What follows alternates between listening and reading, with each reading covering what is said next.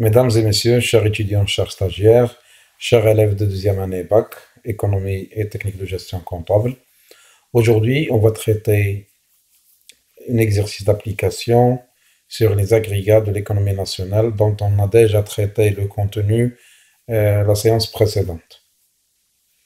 Donc, commençons par l'exercice. Alors, comme exercice, dans une année précise ou dans 2 ans, 3 ans, on a les agrégats de la comptabilité nationale marocaine en millions de dirhams courants pour 3 années successives, l'année 2017, 2018 et 2019. On a comme agrégat, on a le produit intérieur brut, c'est la richesse créée par l'économie nationale. On parle le revenu national brut indisponible, c'est le revenu de l'économie. Les dépenses de consommation finale, c'est-à-dire les dépenses des ménages et des administrations publiques. L'épargne nationale brute et le revenu et transfert net de l'extérieur, ce qu'on appelle les revenus reçus moins les revenus versés, revenus et transferts reçus moins les revenus et transferts versés. Donc, on a des informations qui sont indisponibles. Et on a par exemple le PIB de l'année 2019, le RNBD de l'année 2018 et le DCF de l'année 2017, ainsi que l'épargne nationale brute de l'année 2018, on va y chercher, ainsi que le taux de croissance pour le PIB et le taux de variation pour les autres agrégats. Alors, comme travail à faire, qu'est-ce qu'on va chercher? Premièrement, on va calculer les données manquantes, c'est-à-dire les 2, 3, 4, 5, 6, 7, 8, 9, 10, donc les données manquantes, c'est au nombre de 9. Ouais, on va, pour les données qui sont sélectionnées elles sont soulignées, on va les lire, c'est-à-dire on va les interpréter ou les lire. Voilà, troisième question, on va calculer le taux d'épargne brut pour l'année 2019. Bien sûr, on va voir le détail dans la vidéo. Premièrement, on va calculer les données manquantes. Alors, commençons par les calculs des agrégats. On a le tableau qui représente les données suivantes. Donc, on va chercher au premier lieu, c'est les dépenses de consommation finale. On va commencer par le PIB, on va voir. Alors, les dépenses de consommation finale est égal quoi? Le RMBD moins l'épargne nationale brute.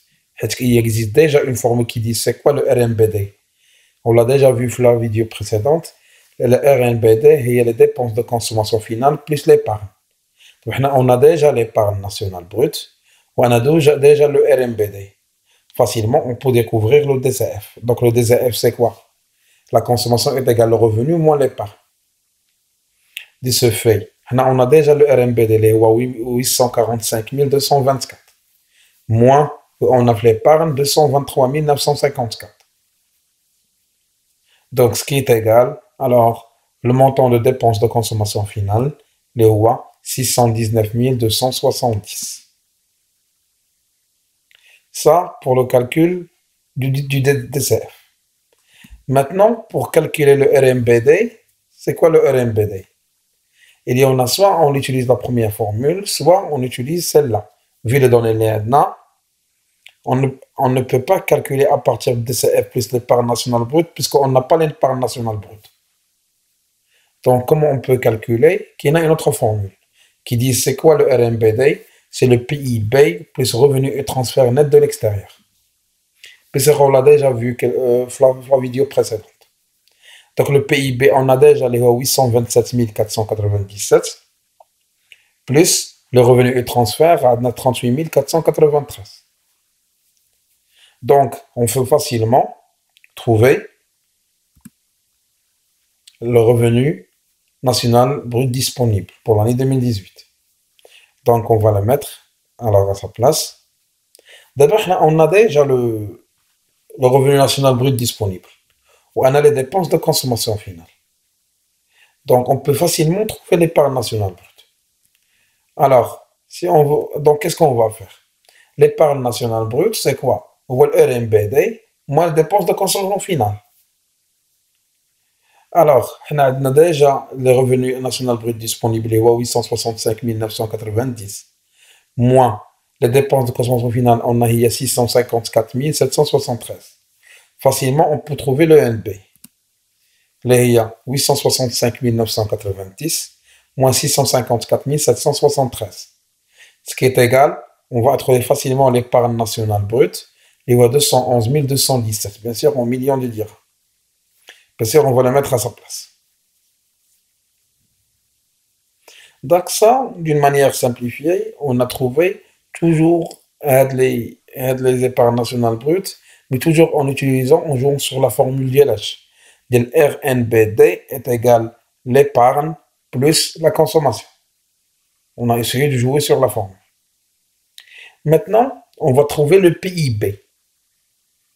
Bien sûr, le PIB, donc on a déjà beaucoup de données qui vont me faciliter la tâche pour nous. Donc, alors, il y en a plusieurs manières de calculer le PIB, mais on va chercher la plus facile. C'est quoi le PIB? Ou le RMBD, mon revenu et transfert net de l'extérieur.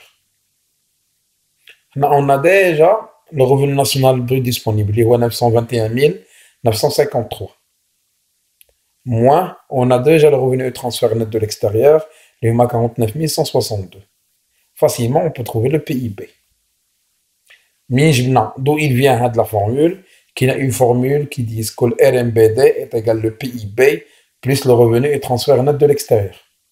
Donc on a joué à la formule pour trouver ce genre de choses. Donc pour remplacer, c'est 921 953 moins 49 162. Ce qui est égal à un montant de 872 791 millions de dirhams. Donc on va le mettre à sa place. Donc là, on a calculé les agrégats.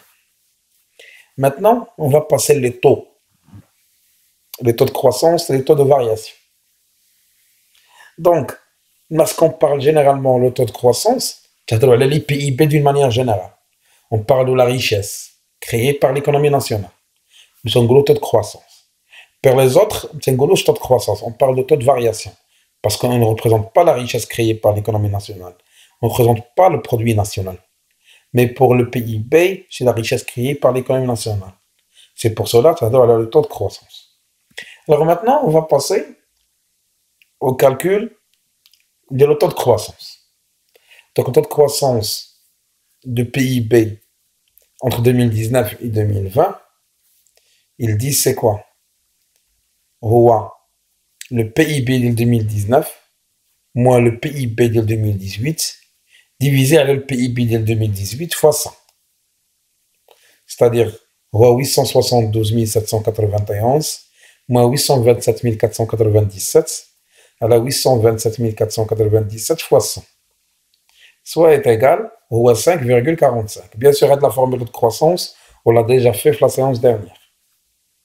Donc, on a un taux de croissance de 5,47%. Maintenant, on a les autres. Seulement, on doit calculer ce qu'on appelle les taux de variation d'IL. On va commencer par le taux de variation de l'RMBD. La même procédure pour le PIB. C'est de 921 954 moins 865 990 à la 865 990 fois 100 est égal à 6,46. Donc, de la même manière, on va calculer les autres agrégats, les taux de variation des autres agrégats. De ce que fait, on va être calculé de la même manière. Si le résultat, on l'a déjà mis pour faciliter la tâche pour vous. Donc, on a montré à travers les calculs l'utilisation des formules des agrégats et comment on peut mesurer les agrégats. Ce sont des exercices d'application pour bien cerner l'utilisation de ces agrégats. Bien sûr, en tant qu'étudiant, en tant qu'élève, vous devez maîtriser les formules. Il faut savoir jouer sur ces formules-là. Parce que normalement, c'est facile. Maintenant, on va commencer à interpréter ce qui est souligné. Alors, on va commencer avec le PIB. Lecture et commentaires qui sont soulignés.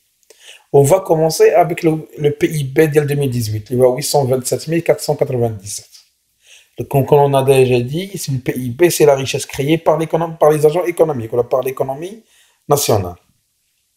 Alors, comme interprétation, 827 497 représente au Maroc la richesse économique créée par les agents résidents, les acteurs, les ménages, les entreprises, les banques, etc., Les agents résidents s'élèvent à 827 497 millions de dirhams en 2018. يعني هنايا comme interprétation, c'est la richesse créée par les agents économiques, d'une manière simple. Ça, c'est la première lecture du PIB. Maintenant, on va passer au taux, au montant de 49 162. C'est-à-dire en 2019, c'est ce qu'on appelle le revenu et transfert net de l'extérieur. Bien sûr, on a un plus qu'on a 49 000, il va être moins. Il y a un index que je reçois, plus que je verse. Donc, on a positif. Donc, on a un excédent sur le revenu de transfert. Donc, on cherche l'interprétation d'IA là, puisqu'il est plus 49 162. Donc, en 2019, le Maroc a réalisé un excédent. C'est 49 162 millions de dirhams en matière de revenus et transferts reçus par rapport à celles versées à l'extérieur. Ce qu'on a reçu est supérieur à ce qu'on a versé. On a un plus. داكشي اللي دخلنا ديال لي ترونسفير ولي ريفوني كثر من داكشي اللي خرجنا. هادشي عندنا الزائد. Ce sont des entrées de l'économie ديالنا. Maintenant, si on peut, d'abord, on a les PIB de 2019 et le PIB de 2020, qu'il y a une différence. Donc 2019, plus grand que 2020. Donc tout à l'heure, on a calculé un taux de croissance. Le pourcentage, c'est le taux de croissance. Donc on a 5,47%. Donc en Maghreb, on a une croissance de 2019 plus que 2020. Donc on a une augmentation. De ce fait, l'interprétation de la lecture, qu'est-ce qu'on va dire? Au Maroc, la richesse créée par l'économie nationale a augmenté de 5,47% en 2019 par rapport à 2018. Donc d'une manière claire, on a su lire les données. Parce que c'est un savoir, on peut lire économiquement les données. Alors maintenant, on va passer au calcul du taux d'épargne. Alors le taux d'épargne, c'est ce qu'on a épargné par rapport à la richesse globale, la richesse de l'économie nationale. C'est pour cela, pour calculer le taux d'épargne, c'est l'épargne nationale brute divisé par la richesse, le PIB, fois 100. Pour quelle année, on va spécifier. Donc, pour calculer le taux d'épargne, alors il faut prendre pour l'année 2019 231 997 divisé par 872 791. Bien sûr, fois 100. Donc, fois 100, il y a l'épargne nationale, le PIB fois 100. Donc, ce qu'on a, c'est que le pourcentage de l'épargne. Donc, le pourcentage de l'épargne, est 26,5%. Donc, l'épargne, elle représente par rapport à la richesse d'Yanna, on a 26,5%. Donc, on a su, à travers l'exercice, de présenter comme premier exercice la manière comment calculer le PIB, comment calculer le RMBD, l'épargne, le revenu transfert, le taux de croissance. Donc le but de premier exercice de se familiariser avec les agrégats ou les indices globaux de l'économie. J'espère que vous avez bien assimilé les choses, vous faites ça. Alors on va se voir dans une autre application sur les agrégats. Alors, passez une excellente soirée et à la prochaine.